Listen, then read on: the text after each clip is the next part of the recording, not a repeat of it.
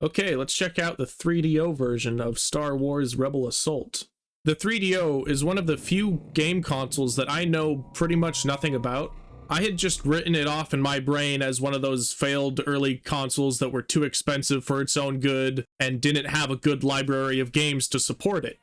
Apparently I'm wrong about that. According to my comments section, the console did fail because it was expensive, but there were actually really good games developed for it. One of those games being apparently the best version of Star Wars Rebel Assault. Since I love Star Wars Rebel Assault, and I'm about to play the sequel for the first time, I figured I should jump into this port and judge it for myself.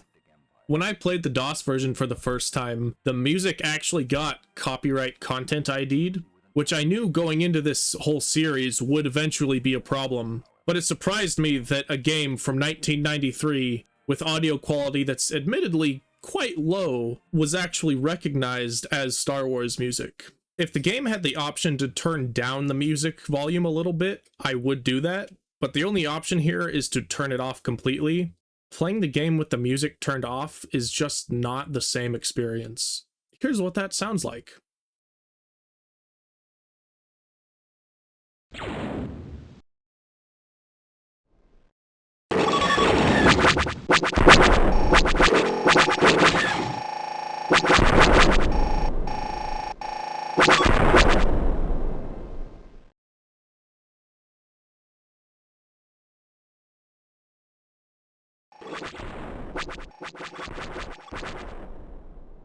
It's really not as exciting, is it? So I'm keeping the music turned on. Also, when I play games with character creators and I like the game enough to play it multiple times, I will usually play as a male first and a female second.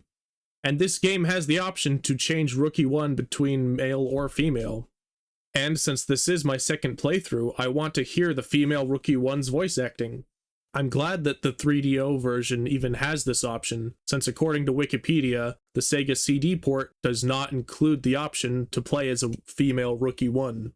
I'm not sure how different it's going to be controlling this with a D-pad instead of a flight joystick, but I'm about to find out.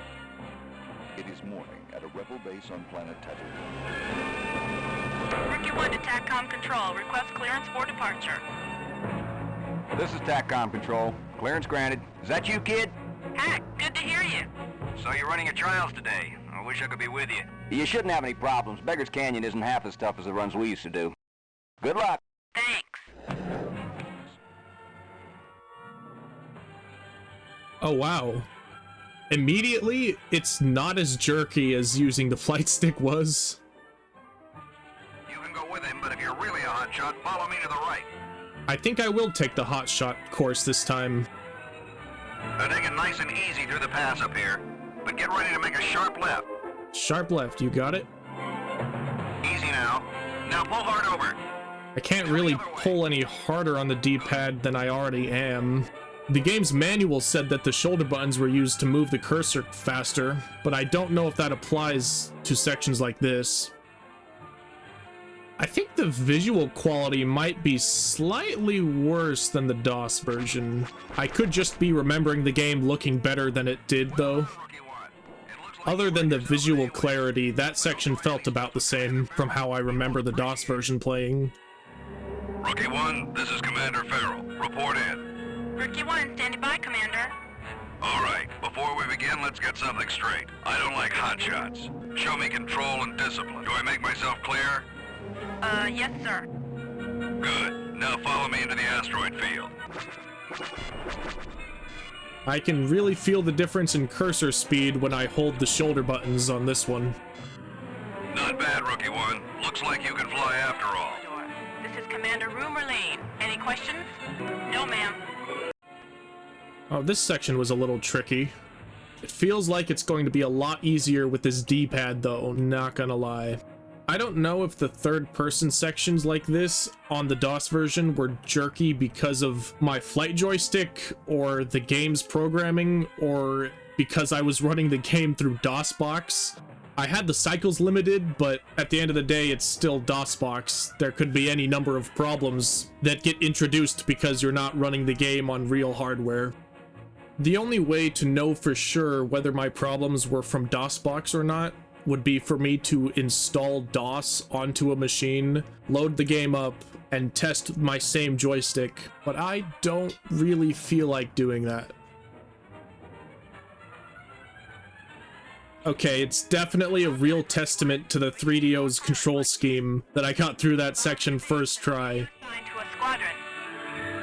And while we're waiting, I'll let you buy me a drink for that fancy flying.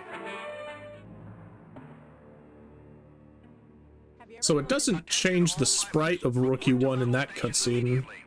I guess it's ambiguous enough that it could be either male or female Rookie 1. Well, kid, I think it's time you graduated to an X-Wing. Okay, time for some real combat. I mean, I say real, but this is still sort of an FMV rail shooter at the end of the day. Something I'm noticing immediately is that aiming is a lot easier. In the DOS version, the joystick I had to constantly hold at the angle that I wanted to shoot at, because if I let go, it would automatically recenter, but this D-pad doesn't have any such limitations. I just move the cursor and then let go and it stays in that spot. Oh wow, it actually like locks on to the TIE fighters. It actually follows the target. Oh yeah, this is so much better than the DOS version's controls. I'm still not super convinced by the video quality though. The audio quality seems about the same.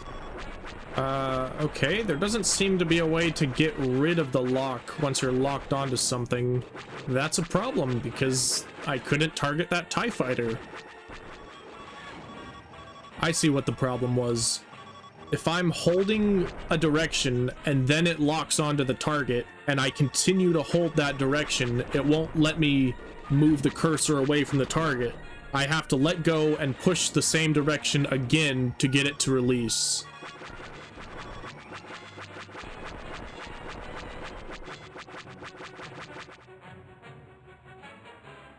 Rookie 1, arm your torpedoes and make your attack run. Yes, ma'am.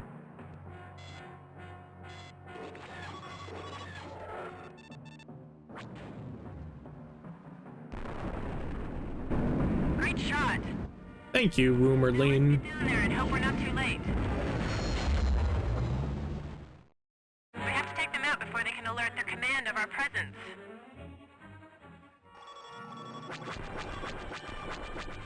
Wow, that was easy.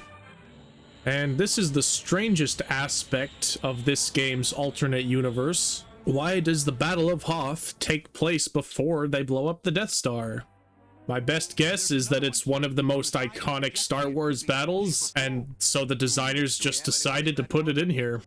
Which, when you're making an alternate universe, there's no one to say you can't do stuff like that. Gamma Base, I have positive identification of an Imperial probe droid. Copy that, Rookie 1. Destroy it. Moving it. Okay, let's see if I remember how to navigate this cave. If I remember correctly, it's mostly just about trying to go as straight as possible.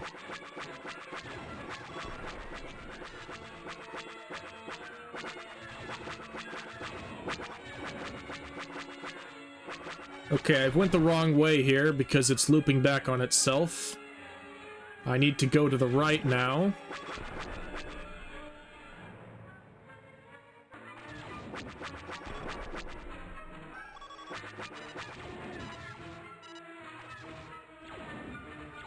I thought I was pretty clearly going right, but the game decided otherwise.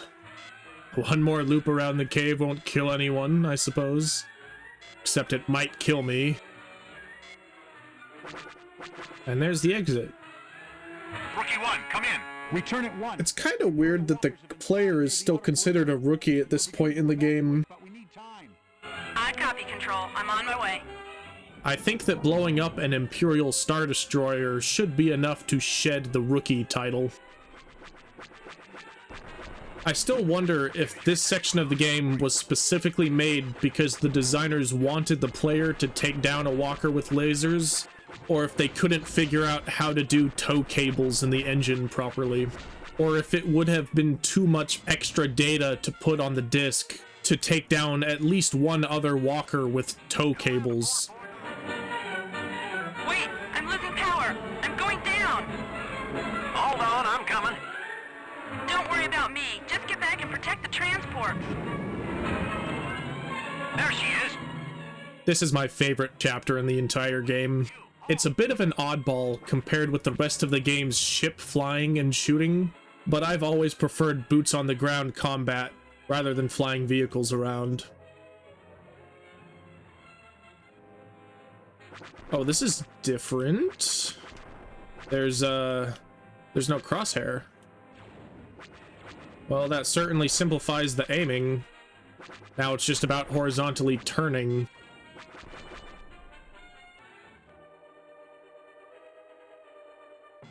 Oh, there's the crosshair. Just to choose the path. Wait, I still have to aim vertically, actually. That's weird. I wonder why it's not just a crosshair. It makes it feel like less of a rail shooter and more like something different. Oh no, I've been shot. It was just rebel scum. It's all clear now. Yep, I'm just rebel scum. I think I've played enough of the game now to realize that it's basically the same as the DOS version with a few minor differences. I don't know if I would call it better than the DOS version necessarily, but it's fine on its own. Anyway, subscribe so you can see me play Star Wars Rebel Assault 2 next week.